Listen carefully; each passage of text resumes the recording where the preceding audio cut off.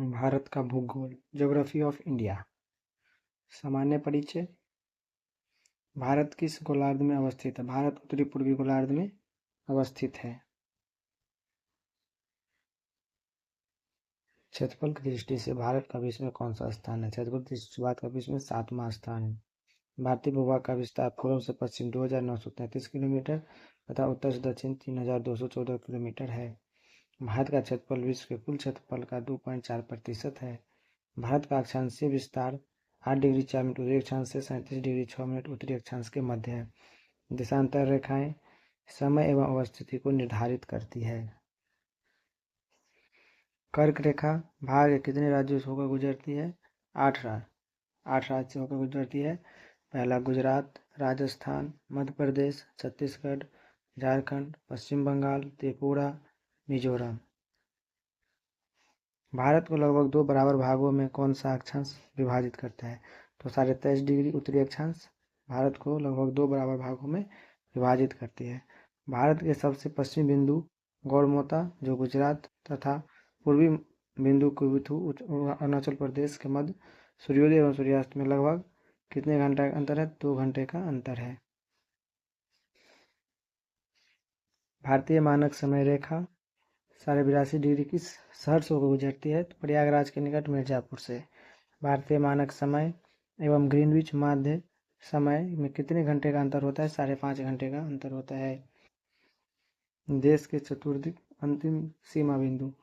उत्तरतम बिंदु इंदिरा कॉल जो लद्दाख में, दक्षिणतम बिंदु इंदिरा पॉइंट ग्रेट निकोबार द्वीप में, पश्चिम बिंदु गौरमोता जुगुहार गुजरात में, पूर्वी बिंदु किविथू अरुणाचल प्रदेश, मुख्य भूमि पर दक्षिणतम बिंदु कन्याकुमारी 8 डिग्री 4 मिनट उत्तरी अक्षांश तमिलनाडु में। भारतीय मानक समय रेखा एवं कर्क रेखा एक दूसरे को छत्तीसगढ़ में काटती है, बुंदेलखंड से काटती है। भारत की मुख्य भूमि की तटीय लंबाई कितनी है? लगभग 6100 किलोमीटर। म्यांमार की सर्वाधिक सीमा किस भारतीय राज्य को स्पर्श करती है? अरुणाचल प्रदेश। जनसंख्या की दृष्टि से भारत का विश्व में कौन सा स्थान है? दूसरा। असम की सीमा कुल कितने राज्यों एवं केंद्र शासित प्रदेशों को स्पर्श करती है? 7। रॉस द्वीप, नील द्वीप और हैवलॉक द्वीप का परिवर्तित नाम क्या है? रॉस द्वीप का नेताजी सुभाष चंद्र बोस द्वीप और नील द्वीप का हो गया शहीद द्वीप और स्वराज द्वीप। भारत किस जल संधि द्वारा श्रीलंका से पृथक होता है, अलग होता है? तो पाक जल संधि या पाक जल डमरू मध्य। भारत का कौन सा राज्य 3 ओर से बांग्लादेश की सीमा से घिरा हुआ है? त्रिपुरा।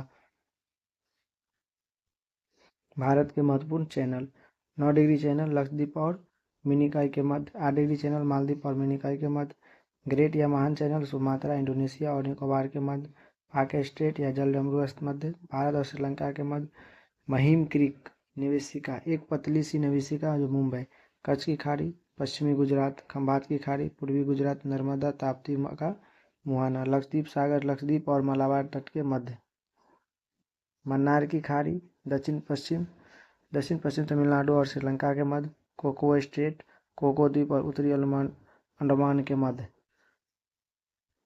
डंकन पास दक्षिणी अंडमान और लघु अंडमान के मध्य, 10 डिग्री चैनल अंडमान और निकोबार के मध्य। विभिन्न देशों के साथ भारत की अंतर्राष्ट्रीय सीमा की लंबाई एवं संबंध। राज्य एवं केंद्र शासित प्रदेश।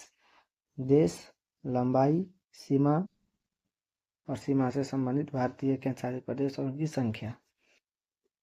बांग्लादेश 4096.7 किलोमीटर। सीमा रेखा रेड क्लिफ रेखा जो 5 राज्य से लगती है, पश्चिम बंगाल, मेघालय, मिजोरम, त्रिपुरा, असम। चीन 3488 किलोमीटर। मैकमोहन रेखा लद्दाख, हिमाचल प्रदेश, उत्तराखंड, सिक्किम, अरुणाचल प्रदेश।